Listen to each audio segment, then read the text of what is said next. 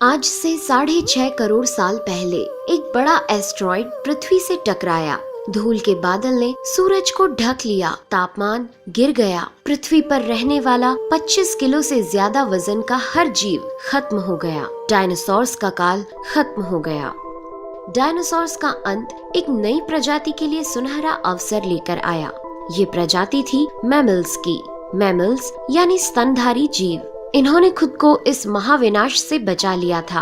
अत्यंत गर्मी से बचने के लिए ये जमीन के अंदर रहने लगे थे और जिंदा रहने के लिए इन्होंने सब कुछ खाना शुरू कर दिया। इतने बड़े महाप्रलय के गुजरने के बाद धरती फिर से सामान्य हो गई थी। सतह पर फिर से नए पेड़ पौधे उगने लगे थे और धरती पर जो 5% जीव बच गए थे, उनमें एडाप्टिव रेडिएशन की प्रक्रिया से बहुत सारी नई प्रजातियां जन्म लेने लगी। इयोसीन इपोक में 5.5 करोड़ साल पहले बंदर जैसी प्रजातियां आई।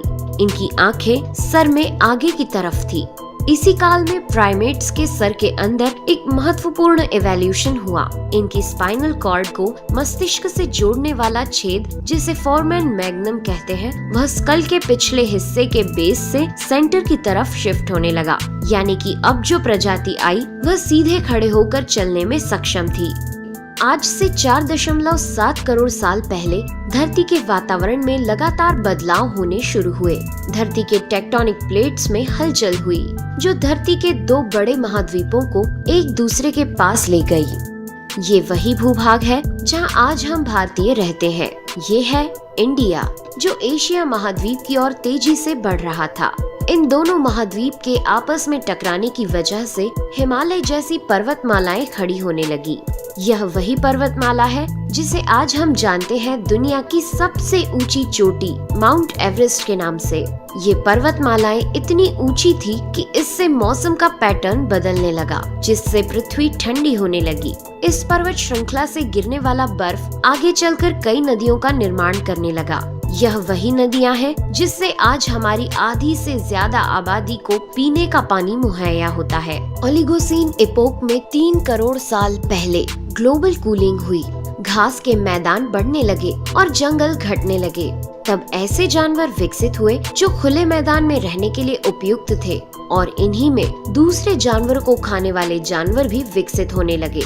1 करोड़ साल पहले पृथ्वी वह रूप लेने लगी थी जिसे आज हम देख रहे हैं। धरती का वातावरण लगभग पूरी तरह से आज के समान बन चुका था और धरती के सारे महाद्वीप लगभग पूरी तरह से जाने पहचाने थे। लेकिन परिस्थितियां फिर बदलने लगी। 40 लाख साल पहले धरती की टेक्टोनिक प्लेट में एक बार फिर से हलचल हुई और अफ्रीका के पूर्वी इलाकों में एक नई पर्वत श्रृंखला का निर्माण हुआ। ये पर्वत श्रृंखला थी ईस्ट अफ्रीकन रिफ्ट वैली। इस पर्वत श्रृंखला के उभर जाने से यहाँ के हरे भरे जंगलों में आने वाली मौसमी हवा का मानसून पूरी तरह रुक गया और इस वजह से यहाँ के जंगलों में बारिश आनी बंद हो गई। यहीं इसी जंगल में रहते थे द ग्रेट एप्स। ये हैं हमारी काफी दूर के रिश्तेदार। हमारे ये पूर्वज कहलाते हैं पेरोलापिथिकस या पेरोला। हमारे परिवार की शुरुआत इसी ग्रेट एप्स से हुई। पेरोला पेड़ों पर रहते थे और फल खाते थे।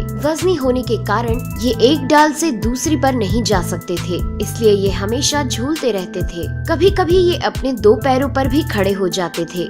ये चल सकते थे। आम धारणा के उलट सीधे चलने की क्षमता जमीन पर नहीं बल्कि टहनियों पर विकसित हुई। बाइपेडलिज्म यानी 2 पैरों पर चलना इंसानों की नहीं बल्कि एप्स की खोज थी। आगे चलकर ये ग्रेट एप्स जलवायु और जगह के अनुसार बदल गए। कुछ चिंपैंजी और गोरिल्ला में विकसित हुए, कुछ इंसानों में विकसित होने शुरू हुए। वो पूरे अफ्रीका में फैले हुए थे। बारिश के बंद हो जाने से यहाँ के जंगल सूख गए, जिसका सबसे ज्यादा असर इन एप्स पर पड़ा।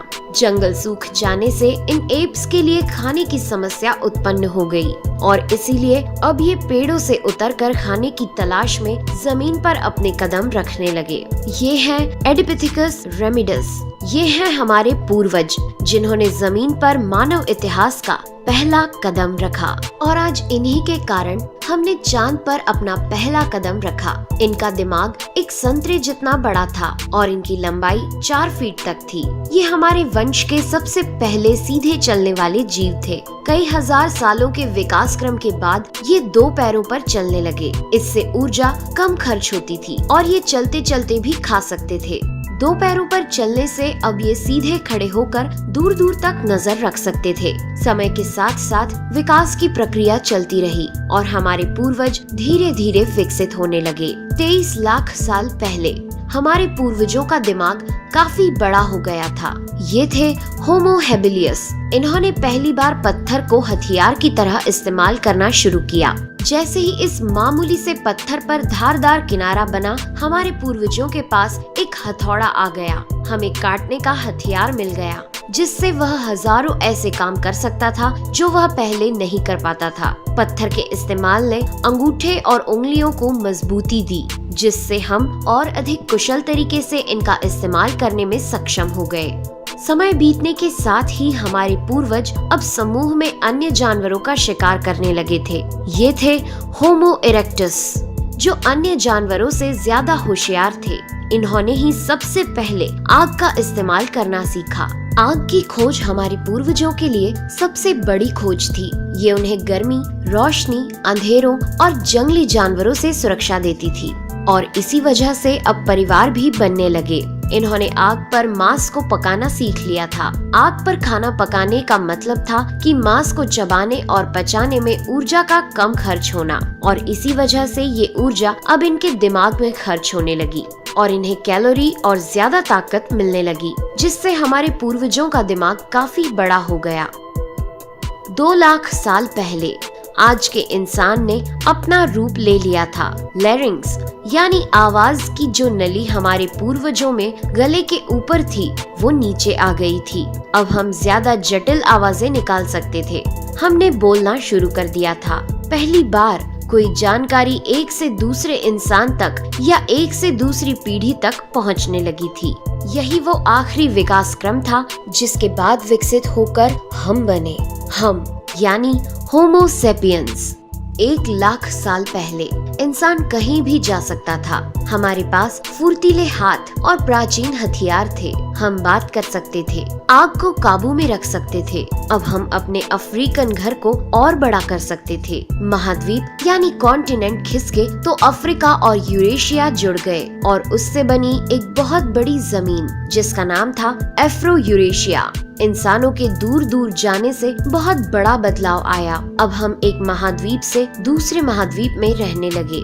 इसकी वजह से हम उन चीजों से बचे हुए थे जिसकी वजह से वानरों के मुकाबले दूसरे बड़े स्तनधारी हमेशा के लिए खत्म हो गए। करीब 50,000 साल पहले आइस एज शुरू हो गया और नॉर्थ पोल से आगे बढ़ने लगा। उसी वक्त इंसान चाइना और ऑस्ट्रेलिया तक पहुंच गया था। 30,000 साल पहले इंसान पहली बार यूरोप पहुंच गए।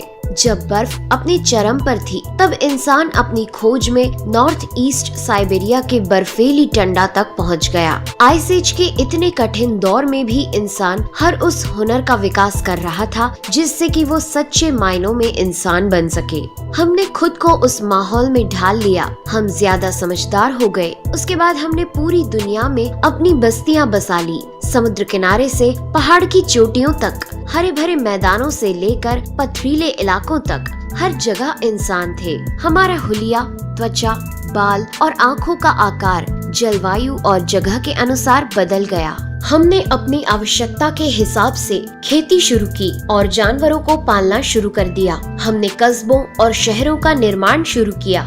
उसके बाद हमारी सभ्यता और संस्कृति का जन्म हुआ। हमने विज्ञान और गणित का इस्तेमाल शुरू किया, जिससे हमें भविष्य में जाने के लिए ऊर्जा और तकनीक मिली।